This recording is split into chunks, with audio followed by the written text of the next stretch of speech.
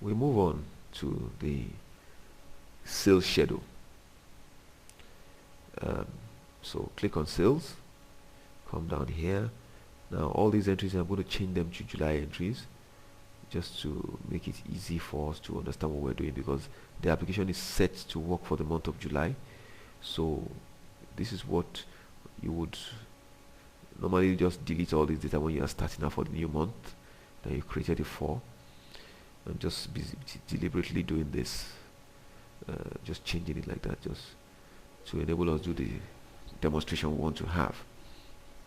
All right, so basically what this means here, you can see, let's quickly go back to the update settings table. Let me show you. You have three types of buyers. I told you, if you recall, when we started, I took you to the update settings page and you were able to see how fields are provided for you to specify the categories of buyers, the big buyers, the small buyers, and all of that. So this group, distributors, are supposed to be top level buyers. These ones here, retailers, this much smaller, and the others are the ones. So the retailers are the ones that they buy regularly and they buy reasonable quantities, but not as much as the distributors. And then you have the others who are just like individuals, people who are just people who have their own homes and families and just buy a few every now and then. So it kind of helps you to categorize these people that buy from you and to know the people that are really keeping your farm going. For instance, your distributors and your retailers are your main customers. You wouldn't want to take from their stocks and give to some once in 2 months buyer when you have a quota that you normally apportion to the retailers on agreement. You don't want to disappoint such a buyer because he's a regular buyer that keeps your farm going in terms of taking off your products as soon as they're ready. So this helps you to know who is who, and you can use that as a basis for deciding on how to relate with them and how to tell them how much products are available for sale.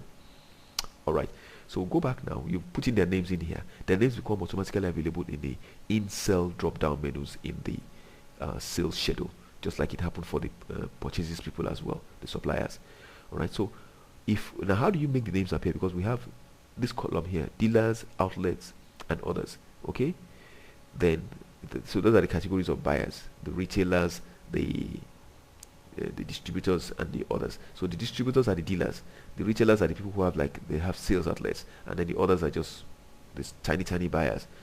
And then you have the product types. Okay, we already know where we put those in. So now how do you choose? Let's say for instance the person you want to make an entry for on the 7th of July is let's say the person is a distributor. Okay, so you put the person's invoice number here. Okay, let's say these things should be serial ideally if you have the kind of booklets. So the person is buying for you. What invoice did you issue to the person? So right now the names here are the names of retailers. How do I know that? Watch up. Whatever is the current selection is what is showing. Watch the names that appear when I click. Watch. Adeola, Ikpere, Yaibeji, those are retailers. Those are names of individuals, right? Let's go now to distributors and see what we have. We come back here. And you have Yaibeji Oye, Mom Lovett, Ebony, Kole. Let's go and see if that agrees with what we have for distributors on that side. Okay. So we want to look for names like Yaibeji, Kole, and all of that for distributors. Let's take a look. You see? Yaibeji Oye, Mom Lovett, Ebony, Kole. Okay.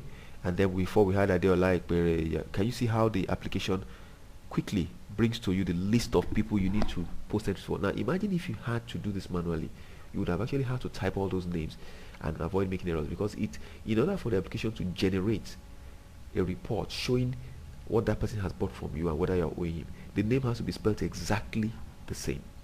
So what happens is, if I choose again retailers, the names are available in that list. Change. Watch. Now not only do they change here, they also change here. Watch here.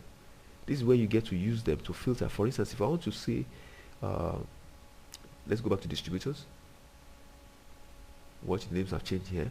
Now that's Yaibeji Oye. If I click on it, it's not there. Okay, click.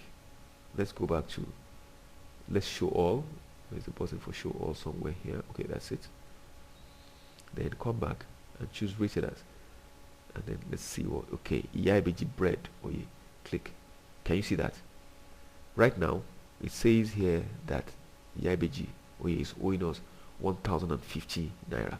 Why is that? Okay, let's look at it. She came, she bought broilers on the 6th of July. uh, no, she's not others. This is a mistake that shouldn't happen. The person should be, that makes the entry, should get it right.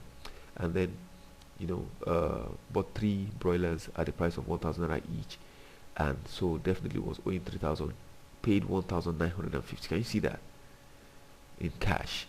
Okay, and didn't come back to finish up. So the application is saying this woman is owing us 1050 naira. This is basically how it works. It's not complex. It's designed to be something that makes life easy. So if you have to reconcile your data with each of your buyers, if you make your diligent entries into here, into this table with your invoices, issued invoices, and you track them by number, there will be no problem. You'll be able to get the paper invoice, track it, use it to track what's posted into the application, and then you'll be able to use the person's name to query and say, look, on so and so date you came, on so and so date you came, and therefore this is what you have now. You're either owing us or we're owing you, blah blah blah, and you go. Now if I were to, for instance, say I want to see all the retailers, if I do that, it will show me the transactions for all the retailers. You see, it filters them by that way. If you show all, it brings everything back. Okay, let's go back up. Sure, you see that? You see that others, distributors, others.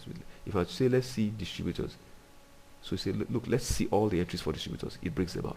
So this person that is arguing with us and saying we owe her, she doesn't owe any money, is she a distributor or a retailer? You click distributor, you check, is the name there? Or you click you type the name, if the name is not there, narrow down by using distributors and then see through all the names whether the name is there. And that's how you do it. It makes life very easy. So I'll stop here. There's some other things that are in here, but as I said, I'll explain to you as you go along. Just make your entries.